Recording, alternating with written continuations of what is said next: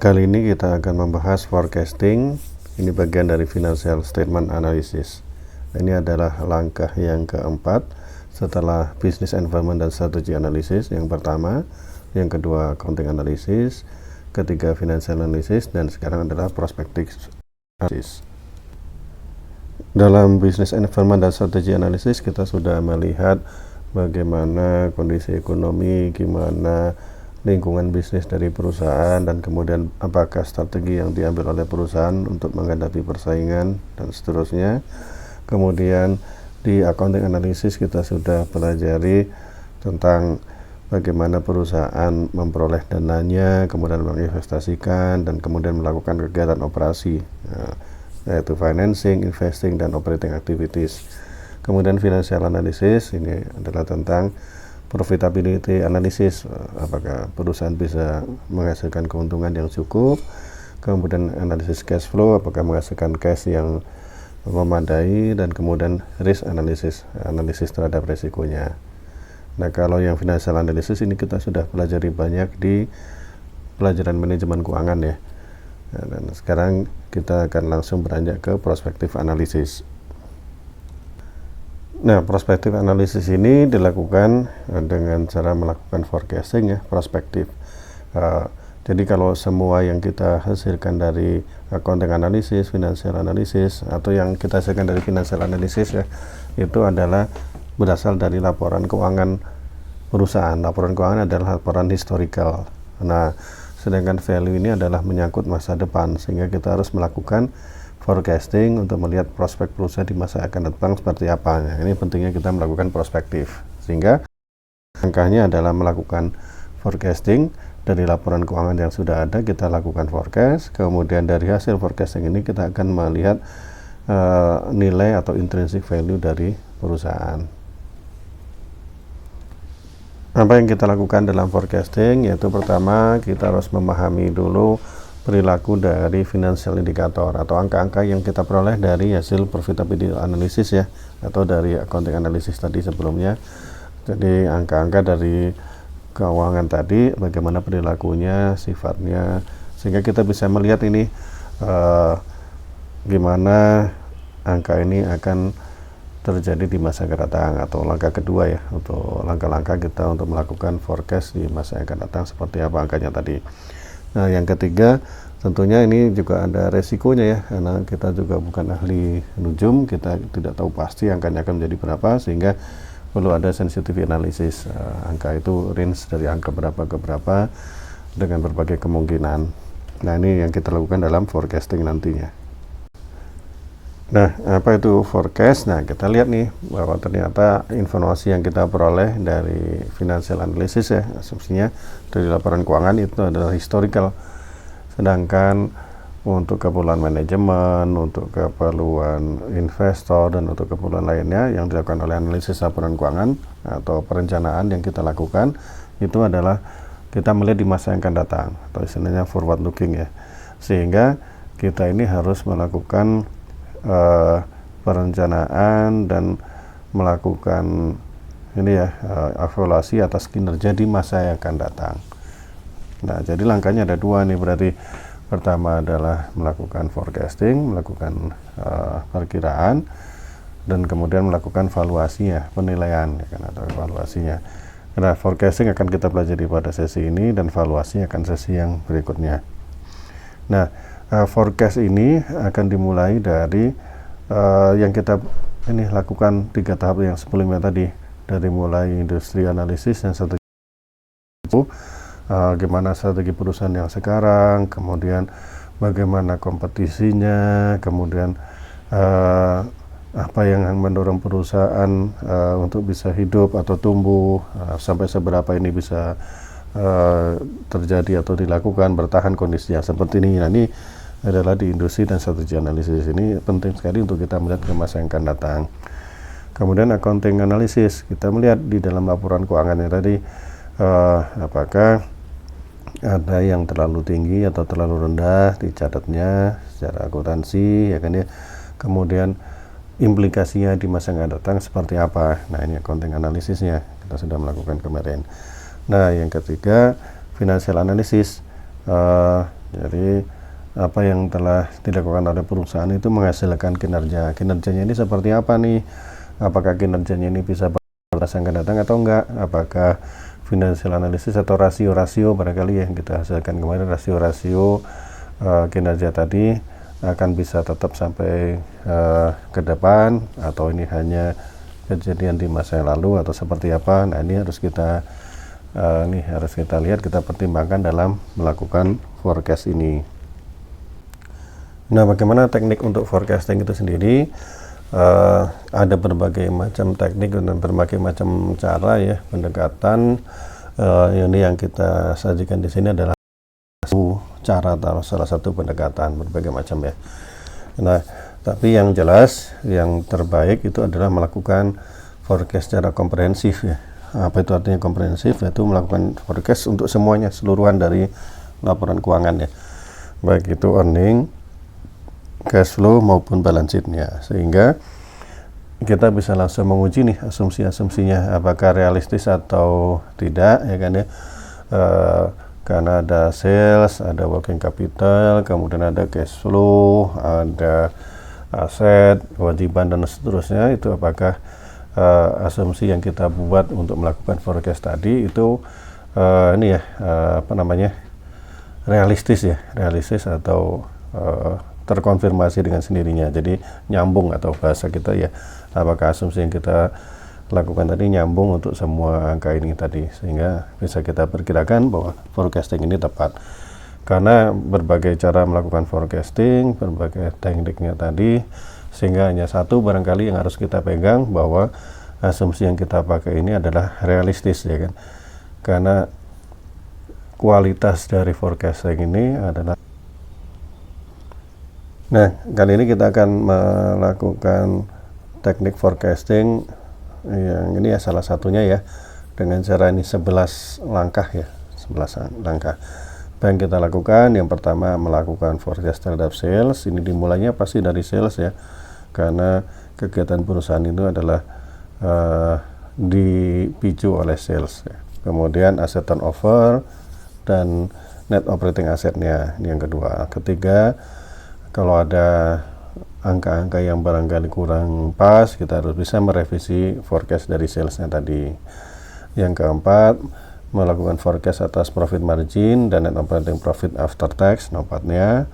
Kelima, melakukan forecast apabila ada kejadian yang tidak biasa ya, atau other operating income yang biasanya yang tidak terjadi secara biasa, barangkali kan ada perusahaan punya perencanaan dan sebagainya. Kemudian yang keenam, melakukan perhitungan free cash flow. Ini diperoleh dari net operating profit after tax dikurangi perubahan dari net operating asset. Yang ketujuh, dividen seperti apa, perilaku dividennya. Ini adalah penting sekali untuk melihat cash flow dan balance sheet-nya ya. Kemudian yang ke-8, menghitung pembayaran utangnya ya, atau net payment to debt holder. Ini kaitannya dengan balance sheet juga, saldo untuk kewajibannya seperti apa, dan juga untuk pembayaran beban bunganya ya, di earningnya juga ada beban bunga. Kemudian forecast ini ya, cost of debt-nya seperti apa ya, jadi ini untuk menghitung pembayaran bunganya seperti apa. Kalau tadi angka utangnya berapa, bunganya itu akan tergantung dari ini ya, suku bunganya atau cost of debt-nya itu ya, after tax tapi di sini ya. Jadi semuanya di sini dihitung berdasarkan angka setelah pajak. Kemudian comprehensive income-nya atau earning-nya seperti apa. Kemudian yang terakhir, langkah ke-11, menghitung equity-nya. Kemudian dicek apakah yang kita lakukan angka dari 1 sampai 10 tadi ini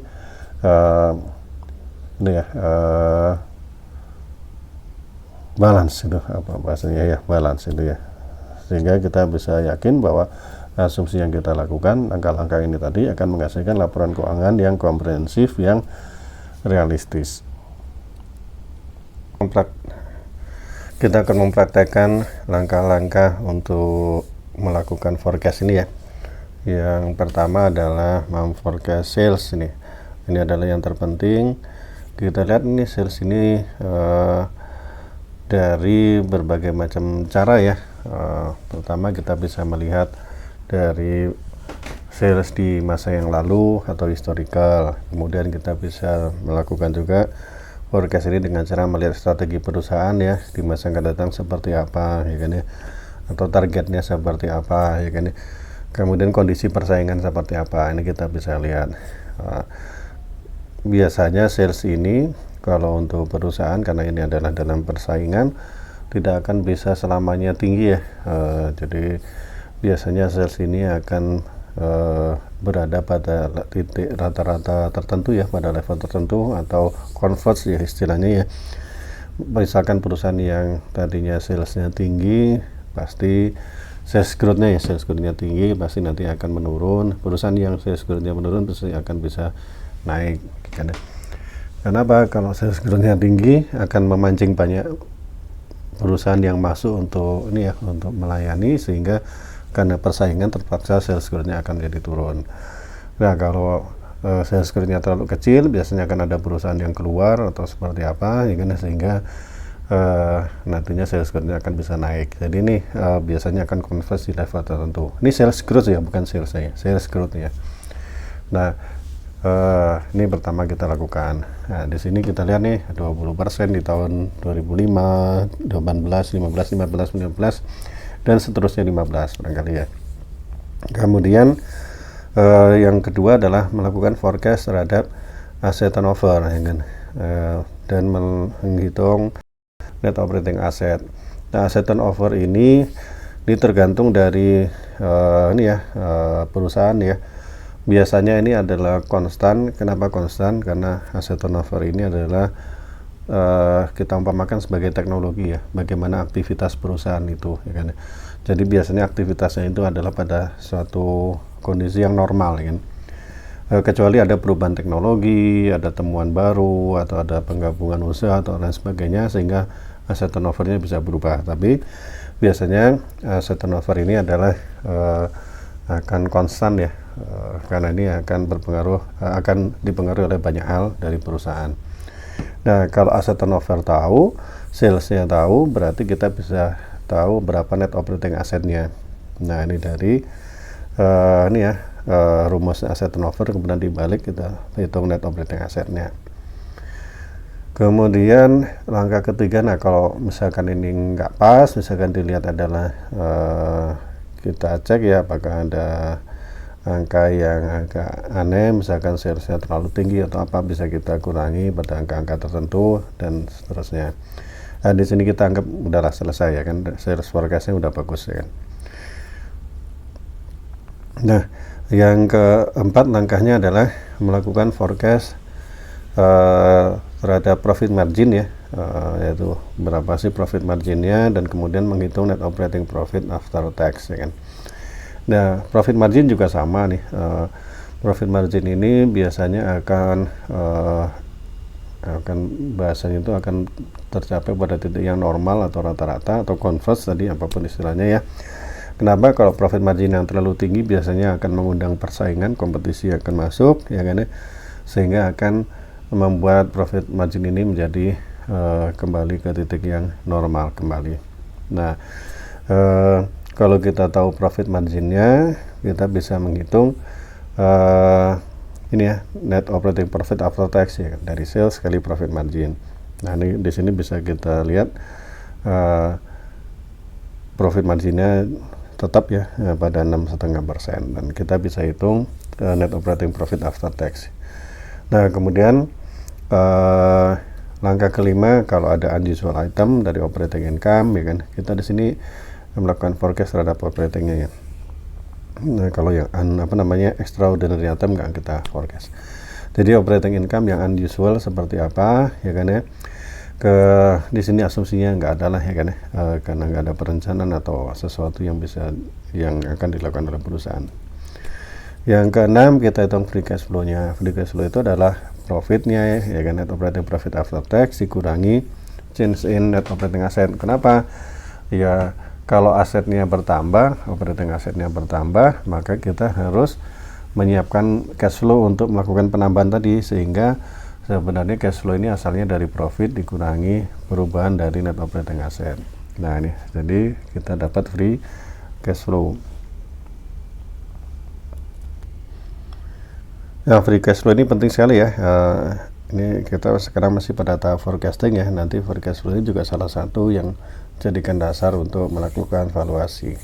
Nah, ketika kita tahu free cash flow-nya, kemudian kita langkah berikutnya yang ketujuh adalah kita hitung net dividend payout atau berapa dividen yang dibagikan ya. Karena equity akan terpengaruh oleh dividen ini ya.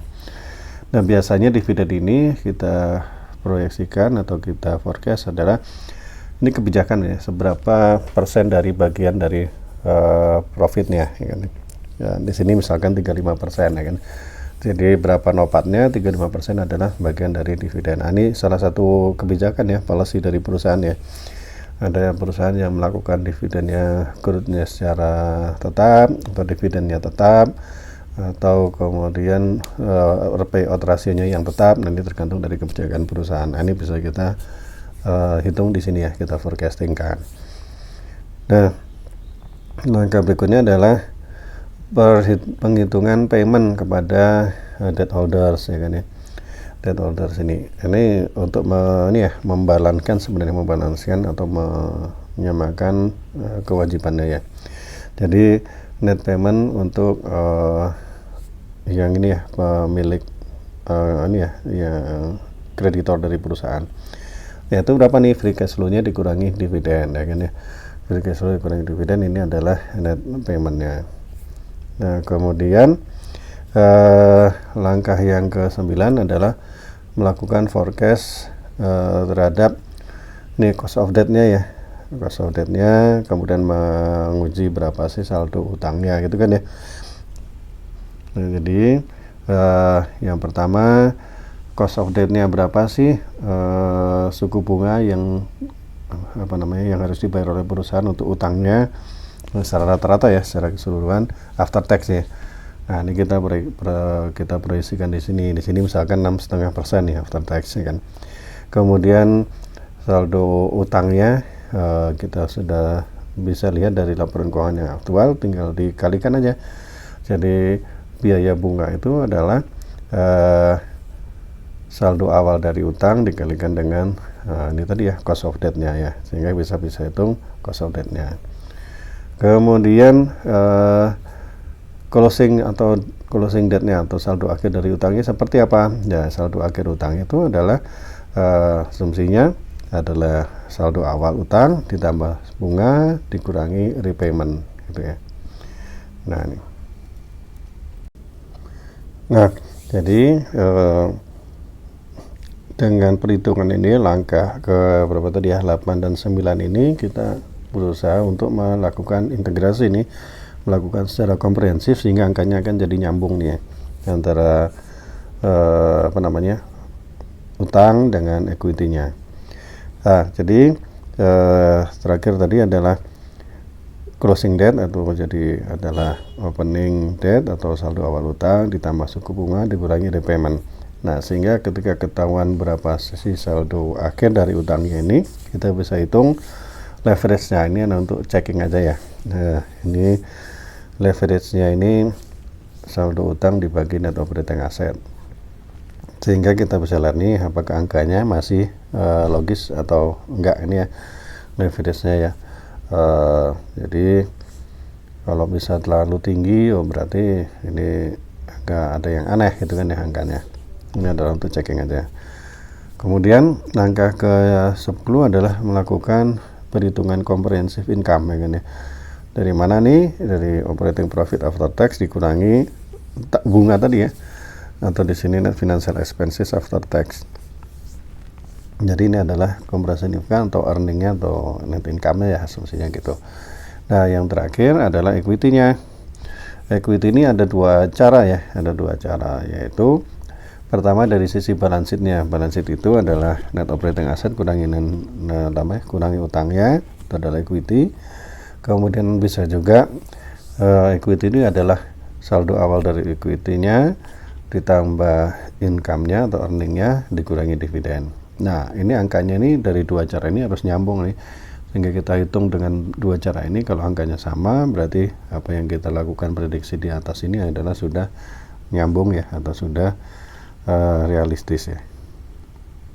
Realistis dalam artian nyambung ya. Kalau realistis dalam sisi angkanya, kita bisa nilai nanti angka-angka di sini ya, seberapa ini angkanya ya, apakah ini wajar atau tidak.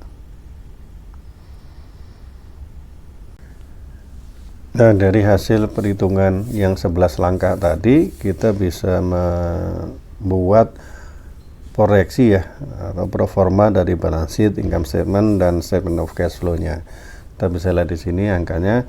Balance sheet di sini kita bikin sederhana ya, atau kalau kita kemarin bicara recasted balance sheet, financial statement. Nah, ini recastednya kita bikin simpel aja karena kita pinginnya melakukan forecast yang sedikit aja ya. Bisa sih balance sheet-nya kita bikin secara detail, tapi berarti tiap item harus kita forecastingkan. Nah, karena kita tadi melihat bahwa perilakunya adalah kira-kira operating asset itu seperti ini, financial asset seperti ini, kemudian aset turnover dan seterusnya, kita prediksikan secara garis besar. Kita prediksikan hanya yang sifatnya perilakunya sudah bisa kita ketahui, maka kita bikin yang sederhana aja seperti ini. Nah, jadi balance sheet itu hanya ada 3 item di sini, net operating asset dan net financial asset, dan selisihnya adalah atau jumlahnya itu adalah common stock equity ya. Jadi bukan aset, kewajiban dan ekuitas, tapi di sini net operating asset karena ini ada kaitannya dengan sales tadi, ya kan ya. Karena aset dan kewajiban itu kalau dia ada kaitannya dengan sales berarti kita anggap sebagai operating, sehingga di sini masukkan sebagai net operating asset. Kemudian net financial asset ini aset atau kewajiban yang tidak ada kaitannya dengan sales tapi lebih ke arah financingnya itu sendiri ya kan. Nah, ini net financial asset, bisa plus bisa negatif ya. Kalau plus berarti net financial assetnya lebih tinggi ya. Kalau negatif berarti ini kewajibannya lebih tinggi atau perusahaan punya utang. Nah, ini yang recasted financial statement kita bikin seperti yang paling gampang. Ini salah satu metode aja ya. Kemudian yang kedua, income statementnya. Income statementnya kita lihat ada salesnya yang kita proyeksikan tadi ya.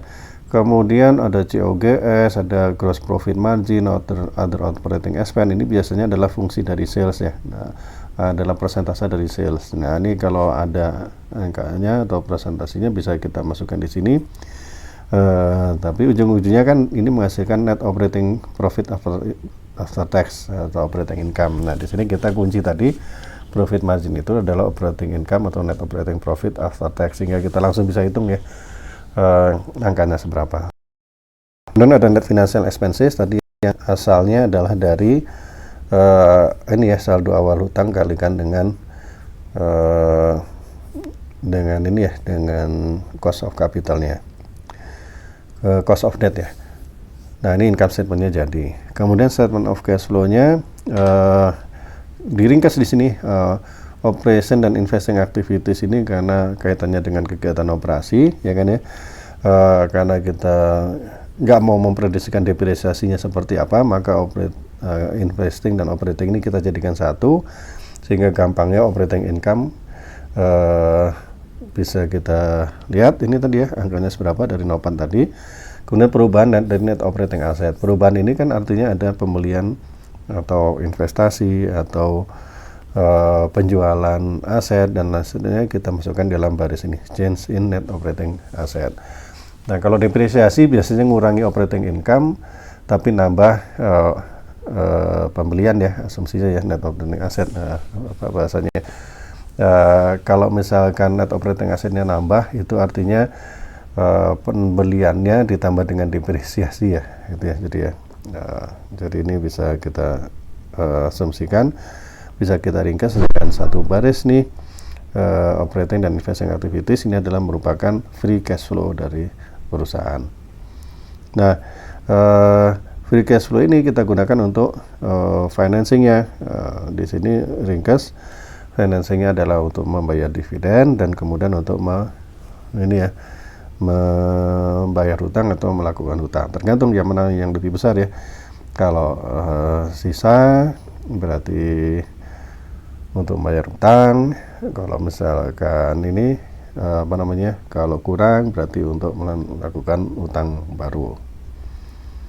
Oke, demikian. Jadi ini adalah hasil dari 11 langkah tadi, bisa kita buat pro forma laporan keuangannya. Jadi untuk ringkasnya ya, yang kita lakukan dalam forecasting tadi, ada asumsi-asumsi yang asumsi-asumsi yang harus kita lakukan. Pertama, sales growth-nya seperti apa, ya kan ya. Kemudian asset turnover-nya seperti apa, kemudian profit margin, dan kalau ada operating income ya, yang unusual ya kan, yang nggak sesuai dengan ini tadi ya, nggak sesuai dengan profit marginnya tadi ya. Kemudian ada dividen yang harus kita kita tentukan. Kemudian ini cost of debt-nya ya, after tax-nya. Sehingga kita dengan asumsi tadi kita bisa lakukan sensitivity analysis ya. Asumsinya ada 5 tadi ya, 1, 2, 3, 4, 5, 6, tapi yang ini other operating income ini kan angka fix ya, kalau ada kejadian tertentu atau khusus yang tidak biasa, sehingga tersisa ada 5, sales growth, asset turnover, profit margin, dividend payout, dan cost of debt-nya yang after tax. Ini bisa kita ganti-ganti nih untuk sensitivity analysis. Gimana kalau sales growth-nya sekian, gimana kalau sales growth-nya sekian, ini sensitivity analysis ya.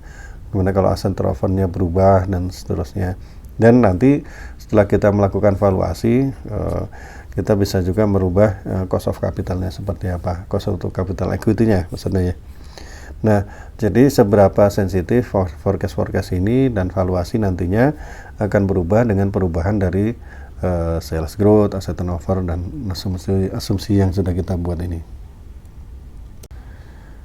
Referensi yang kita pakai kebanyakan berasal dari Pelepu dan Penman ya, untuk bagian ini. Mudah-mudahan bermanfaat dan barokah buat kita semua.